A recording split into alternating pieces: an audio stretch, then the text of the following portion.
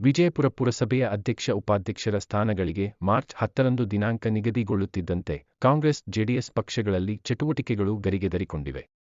ಕಳೆದ 1 ವರ್ಷದಿಂದ ಪುರಸಭೆಯಲ್ಲಿ ಅಧ್ಯಕ್ಷ ಉಪಾಧ್ಯಕ್ಷರಿಲ್ಲದೆ ದೊಡ್ಡಬಳ್ಳಾಪುರದ ಉಪವಿಭಾಗಾಧಿಕಾರಿ ಆಡಳಿತ ಅಧಿಕಾರಿಯಾಗಿ ಆಡಳಿತ ನಡೆಸುತ್ತಿದ್ದು, ಈ ಹಿಂದಿನ 30 ತಿಂಗಳ ಅವಧಿಯಲ್ಲಿ ಪುರಸಭೆಯ ಅಧ್ಯಕ್ಷರಾಗಿ ಜೆಡಿಎಸ್ನ ರಾಜೇಶ್ವರಿ ಭಾಸ್ಕರ್ ಹಾಗೂ ವಿಮಲಾ ಬಸವರಾಜುರವರು ಆಡಳಿತ ನಡೆಸಿ ಮೊದಲ ಅವಧಿ ಮುಗಿಸಿದ ಕಾರಣ ರಾಜೀನಾಮೆ ನೀಡಿದ್ದರು. ಅಧ್ಯಕ್ಷ ಸ್ಥಾನ ಸಾಮಾನ್ಯ ಮಹಿಳೆಗೆ 3ನೇ ಬಾರಿಗೆ ಬಂದಿದ್ದು, ಉಪಾಧ್ಯಕ್ಷ ಸ್ಥಾನ ಬಿಸಿಎಂ-ಎ ಮಹಿಳೆಗೆ ಬಂದಿದೆ.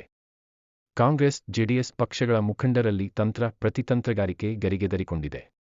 ಪಟ್ಟಣದ ಕಾಂಗ್ರೆಸ್ ಹಾಗೂ ಜೆಡಿಎಸ್ ಪಕ್ಷಗಳು ಎರಡೆರಡು ಗುಂಪುಗಳಾಗಿದ್ದು, ಪ್ರತಿ ಗುಂಪಿನಲ್ಲಿಯೂ ನಮ್ಮ ಬಣದವರನ್ನೇ ಅಧ್ಯಕ್ಷ ಉಪಾಧ್ಯಕ್ಷರಾಗುವಂತೆ ನೋಡಿಕೊಳ್ಳಬೇಕು ಎನ್ನುವ ಪ್ರತಿಷ್ಠೆಗಳು ಹೆಚ್ಚಾಗಿ ಕಂಡು ಬರುತ್ತಿವೆ.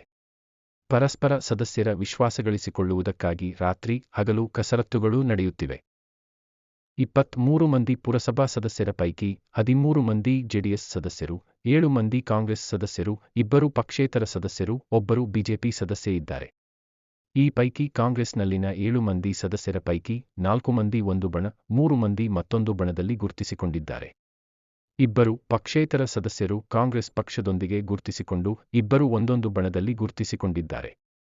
ಜೆಡಿಎಸ್ನಲ್ಲಿ 13 ಮಂದಿ ಸದಸ್ಯರ ಪೈಕಿ 7 ಮಂದಿ ಒಂದು ಬಣ, 6 ಮಂದಿ ಮತ್ತೊಂದು ಬಣವಾಗಿ ವಿಂಗಡಣೆಯಾಗಿದ್ದಾರೆ. ಈಗಾಗಲೇ ಜೆಡಿಎಸ್ ಸದಸ್ಯರೊಬ್ಬರು ಕಾಂಗ್ರೆಸ್ ಪಕ್ಷದ ಮುಖಂಡರೊಂದಿಗೆ ಗುರುತಿಸಿಕೊಳ್ಳುತ್ತಿದ್ದಾರೆ.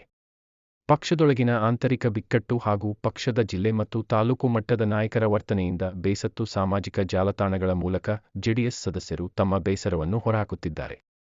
ಜೆಡಿಎಸ್ ನಾಯಕರು ಮಂಗಳವಾರ ಕರೆದಿದ್ದ ಸಭೆಗೆ 6 ಮಂದಿ ಗೈರಾಗುವ ಮೂಲಕ ತಮ್ಮ ವಿರೋಧವನ್ನು ವ್ಯಕ್ತಪಡಿಸಿದ್ದಾರೆ. ಈ ಹಿಂದೆ ಬಜೆಟ್ ಮಂಡನೆ ಮಾಡುವುದಕ್ಕೆ ಅವಕಾಶ ನೀಡದೆ ಸ್ವಪಕ್ಷದವರು ಜಿಲ್ಲಾಧಿಕಾರಿಯ ಬಳಿ ತಡೆಯಾಜ್ಞೆ ಮಾಡಿಸಿದ್ದರು.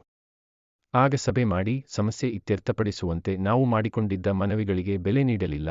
ಈಗ ನಾವ್ಯಾಕೆ ಸಭೆಗೆ ಹೋಗಬೇಕು ಎಂದು ಸದಸ್ಯರೊಬ್ಬರು ಆಕ್ರೋಶ ವ್ಯಕ್ತಪಡಿಸಿದರು. ಕಾಂಗ್ರೆಸ್ ಪಕ್ಷೇತರ ಹಾಗೂ ಶಾಸಕರ ಮತವನ್ನು ಪಡೆದುಕೊಂಡು ಜೆಡಿಎಸ್ನಲ್ಲಿನ ಒಳಜಗಳದಿಂದ ಬೇಸತ್ತು ಬೆಂಬಲ ನೀಡುವವರ ಬೆಂಬಲ ಪಡೆದುಕೊಂಡು ಕಾಂಗ್ರೆಸ್ನ 2 ಬಣಗಳು ಒಂದಾಗಿ ಅಧ್ಯಕ್ಷ ಉಪಾಧ್ಯಕ್ಷ ಸ್ಥಾನಗಳನ್ನು ಅಲಂಕರಿಸುವುದು, ಸ್ಥಾಯಿ ಸಮಿತಿ ಅಧ್ಯಕ್ಷ ಸ್ಥಾನವನ್ನು ಜೆಡಿಎಸ್ನಿಂದ ಬೆಂಬಲ ನೀಡುವ ಸದಸ್ಯರಲ್ಲಿ ಒಬ್ಬರಿಗೆ ಬಿಟ್ಟುಕೊಡಬಹುದು ಎನ್ನುವ ಚರ್ಚೆಗಳು ನಡೆಯುತ್ತಿವೆ. ಮತ್ತೊಂದು ಹಂತದಲ್ಲಿ ಜೆಡಿಎಸ್ನ ಮಾಜಿ ಅಧ್ಯಕ್ಷೆ ವಿಮಲಾ ಬಸವರಾಜ್ ಅವರನ್ನೇ ಅಧ್ಯಕ್ಷರನ್ನಾಗಿ ಮಾಡಿ ಕಾಂಗ್ರೆಸ್ನ ಸಲ್ಮಾ ಖಾನನ್ ಅವರನ್ನು ಉಪಾಧ್ಯಕ್ಷೆಯನ್ನಾಗಿ ಮಾಡುವ ಪ್ರಯತ್ನಗಳು ನಡೆಯುತ್ತಿವೆ ಎನ್ನಲಾಗುತ್ತಿದೆ.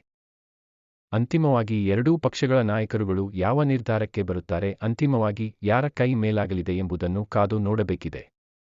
ಈ ನಡುವೆ ಜೆಡಿಎಸ್ನ ಸದಸ್ಯರು ಒಮ್ಮತಕ್ಕೆ ಬಾರದಿದ್ದರೆ ವಿಪ್ ಜಾರಿ ಮಾಡಲು ಸಿದ್ಧತೆಗಳು ನಡೆದಿವೆ ಎನ್ನುವ ಮಾಹಿತಿ ಲಭ್ಯವಾಗಿದೆ. M. Muninarayana, SPM news, Vijayapura.